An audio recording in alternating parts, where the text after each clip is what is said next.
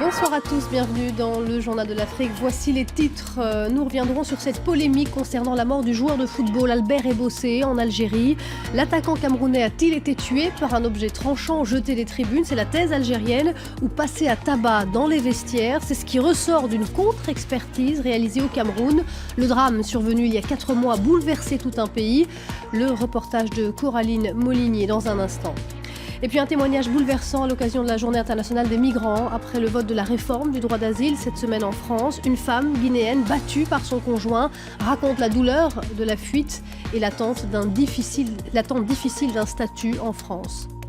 L'invité du Journal de l'Afrique, le roi du coupé-décalé, DJ Arafat, star de la musique ivoirienne. Le Yorobo est à Paris pour son tout premier concert en France ce samedi. On parlera de son nouveau single dans un instant. On va donc commencer à parler de ce drame qui a bouleversé le Cameroun au mois d'août dernier, la mort d'Albert Ebossé à l'issue d'un match à Tizi Ouzou en Algérie. Une contre-expertise camerounaise contredit la version algérienne. L'attaquant de la JS Kabylie n'aurait pas été tué par un objet lancé des tribunes, mais il aurait été tabassé dans les vestiaires. Au Cameroun, ses proches réclament la vérité et la justice pour Albert Ebossé. Le reportage de Coraline Molinier. Peu après le drame, une vidéo sur Internet avait déjà semé le doute en montrant Albert Ebossé s'avancer vivant dans le tunnel menant au vestiaire. Au Cameroun, la thèse officielle de l'accident n'a jamais convaincu. Il était vraiment impossible qu'une ardoise. Bon, c'est vrai qu'il y en a beaucoup, mais les ardoises, je ne sais pas quel genre d'ardoise pouvait filer quelqu'un jusqu'à l'intérieur des vestiaires pour pouvoir l'abattre. Vraiment, il y avait des doutes à cela. Rendu public ce samedi à Douala, le rapport de contre-autopsie réalisé par le docteur Mounet provoque un tollé en concluant formellement à un assassinat. Nous avons le traumatisme sur l'épaule, marqué par la luxation. Nous avons ce coup direct ayant conduit à la section de la clavicule et le coup porté sur la calotte d'une violence telle que la calotte s'est enfoncée. Tous ces éléments montrent manifestement qu'il y a eu lutte. Le projectile, aucun projectile ne pouvait provoquer tous ces dégâts. Choquée par le silence des autorités algériennes depuis le drame, la famille d'Albert Ebossé réclame aujourd'hui justice. Qu'est-ce qui s'est passé en Algérie? Il est mort par comment? Qu'est-ce qu'il a eu? Mon avocat a fait des correspondances, toutes ces correspondances que vous voyez ici, depuis bientôt 4 mois, il y a eu un mutisme total. Je me dis qu'il s'agit d'une conspiration qui s'est faite autour de mon fils. Je ne sais pas pourquoi. En attendant les conclusions de l'enquête algérienne, les avocats de la famille d'Albert Ebossé entendent porter l'affaire devant les instances du football mondial à Zurich, le siège de la FIFA. Ils se rendront par ailleurs en Algérie dans les semaines à venir afin de porter plainte contre X pour assassinat. Au Nigeria, un nouvel enlèvement, le même scénario que pour celui des lycéennes de Chibok en avril dernier. On l'a appris aujourd'hui, au moins 185 personnes ont été enlevées dimanche et 32 autres tuées par Boko Haram dans l'attaque du village de Goumsouri au sud de Maïdougouri dans le nord-est du pays. Par ailleurs, le Cameroun a affirmé aujourd'hui avoir tué plus de 100 assaillants islamistes lors d'affrontements violents à la frontière avec le Nigeria. Ce jeudi, c'est la journée internationale des migrants. 2 jours après le vote de la réforme du droit d'asile, quel regard portent ceux qui en ont le plus besoin sur ce nouveau texte? Que pourrait-il leur apporter? Regardez le reportage de Nicolas Germain et Bangali Touré. L'association France Terre d'Asile nous emmène dans un des logements en banlieue parisienne qu'elle fournit aux demandeurs d'asile. Il est occupé par une Guinéenne. Elle a fui son pays l'an dernier et ne souhaite pas que l'on filme son visage. Cette femme a perdu 2 enfants, dont une fille de 8 ans morte après avoir été excisée. J'ai perdu un enfant encore à 3 jours de vie après l'accouchement. Avec les violences que j'ai subies au foyer, c'est à cause de ça que j'ai fui. Je ne supportais pas les violences conjugales. Sa mère a vendu la plupart de ses biens pour lui payer le billet d'avion pour Paris. Avant de pouvoir être logée ici, elle est passée par des moments extrêmement difficiles. Je dormais parfois à la gare. J'avais peur parce que je suis une femme avec les hommes, avec les violences. J'avais peur, je ne connais pas ici. Je suis bouleversée. J'ai peur de retourner. C'est mon pays. Elle nous confie que la Journée internationale des migrants ne veut pas dire grand-chose pour elle. À présent, avec sa fille de 6 mois, elle attend de savoir si elle va pouvoir rester en France. Guillaume Schers dirige le centre d'accueil qui s'occupe de son cas. Il s'interroge sur le nouveau projet de loi qui prévoit de réduire de 2 ans à 9 mois la durée d'examen des demandes d'asile. Ce qui peut avoir aussi des conséquences sur la procédure d'asile, parce que si les délais sont trop courts, pour pouvoir travailler le projet ensuite, notamment le projet d'insertion, ça peut être aussi un peu compliqué. Donc il faut être à la fois sur un équilibre, une procédure courte, mais pas trop non plus pour pouvoir avancer de manière positive avec les personnes. En France, le nombre de demandeurs d'asile ne cesse d'augmenter. Il est passé de 35 000 en 2007 à 66 000 l'an dernier, mais les 3/4 des demandes sont rejetées. En Côte d'Ivoire, il n'y a pas que le FPI, le parti de Laurent Gbagbo, qui se déchire. Le congrès très mouvementé du PDCI s'est tenu ce soir. Le mouvement est scindé en deux. Ceux qui appellent, comme Henri Konan Bédié, à soutenir le président Ouattara à la prochaine présidentielle.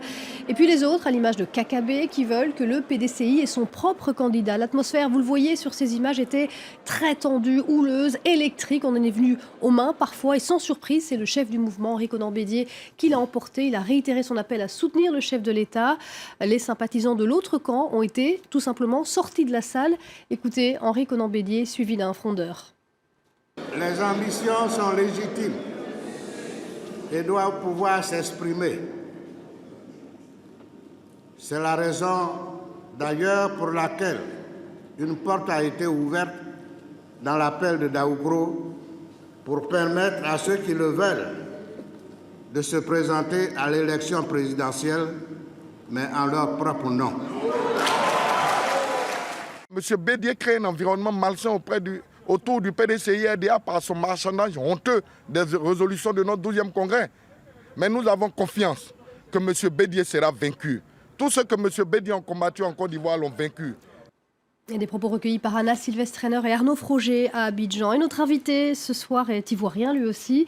DJ Arafat, bonsoir. Bonsoir. Alors avant de parler de musique et de votre actualité musicale, un mot peut-être sur la politique, sur ce qui se passe en Côte d'Ivoire. Ces partis complètement déchirés qui se divisent, le FPI et là on le voit ce soir le PDCI. Moi je ne suis pas politicien, je ne fais pas la politique, donc c'est pas trop mon truc. Donc voilà. On vous a habitué, on vous a entendu en général ne pas avoir peur de dire ce que vous pensez pourtant. Ouais, je n'ai pas peur de dire ce que je pense, mais là je ne suis pas là pour ça, je suis là pour parler de moi, de mes concerts et de la jeunesse ivoirienne. Alors votre concert, c'est samedi, ce samedi, c'est votre tout premier concert en France et en Europe d'ailleurs également. Grand concert de coupé décalé, hein. Vous allez nous parler de tous les invités qui seront avec vous sur scène. Mais je vous propose d'abord de plonger dans le bain, d'écouter votre musique. Et on va écouter, je vais me faire plaisir, hein, c'est que c'est une chanson que j'adore. On va écouter 12 500 volts issus de votre dernier album.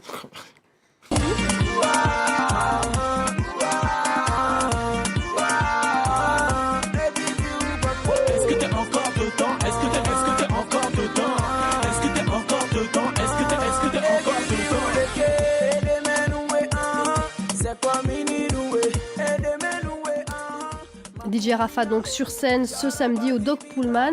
Alors c'est un concert où vous ne serez pas tout seul, hein, vous avez invité plusieurs proches, des musiciens. Il y a Maître Gims notamment qui sera avec vous. Bien sûr, Maître Gims aujourd'hui qui est le producteur d'Arafat DJ avec Universal et il a son label qui est Mons Marin. Donc du coup le concert c'est ce samedi 20 décembre du côté du Doc Pullman. Ce concert c'est spécialement pour toute la jeunesse et tous les fans d'Arafat DJ qui n'ont pas pour habitude de se rendre dans mon pays en Côte d'Ivoire parce que chaque 26 décembre je fais un concert aussi là-bas. Donc je suis là pour parler du concert du 26 décembre à Abidjan, et du concert du 20 décembre au Doc Pullman. Maître Jim sera là. Il y aura le personnel d'Universal qui est invité. Il y aura pas mal de mes collègues DJ qui sont déjà à Paris qui seront là aussi. DJ Arafat, vous avez attendu pas mal de temps pour venir en France. Ça fait déjà une dizaine d'années que vous êtes très connu et reconnu. Pourquoi avoir attendu autant de temps pour venir sur les scènes d'Europe ? Parce que moi j'étais tellement occupé en Afrique avec plein de concerts. Je remercie d'abord toute la jeunesse ivoirienne parce que c'est eux qui me donnent l'inspiration. Je remercie toute la population d'Afrique aussi. Voilà, j'avais des concerts en Afrique, ce qui a fait que je n'étais pas ici. Mais là, ça va. J'ai décidé de faire plaisir à la jeunesse, à tous les jeunes de Paris. Et donc, c'est pour ces raisons-là que je suis là. Et DJ Arafat, je me suis quand même toujours demandé pourquoi, DJ Arafat, vous étiez un passionné de l'ex-leader palestinien ? Non, pas forcément. J'ai grandi avec des amis qui sont libanais, qui m'ont attribué ce nom parce qu'ils trouvaient que j'étais un peu trop hardcore et tout. Donc, Voilà comment je me suis appelé Arafat. Alors hardcore, donc c'est vrai, je disais que vous n'hésitez pas à dire ce que vous pensez. Vous avez été très virulent à l'égard des éléphants, les footballeurs ivoiriens. Leurs prestations n'étaient pas forcément très bonnes pendant les qualifications. Vous êtes réconcilié avec eux? J'étais pas fâché avec eux. C'était une manière de leur montrer que voilà, je voulais les encourager à travailler parce que quand tu joues pas bien et qu'il y a des morts à cause de toi, il faut dire ce qu'il y a. Bon, c'était un encouragement et grâce à ce petit saut que j'ai fait envers les éléphants, vous avez vu que là ils sont qualifiés en Coupe d'Afrique et je suis content. Alors on va écouter, si vous le voulez bien, DJ Arafat, votre nouveau single. On va écouter 2 matins, 3 le soir et on se retrouve juste après.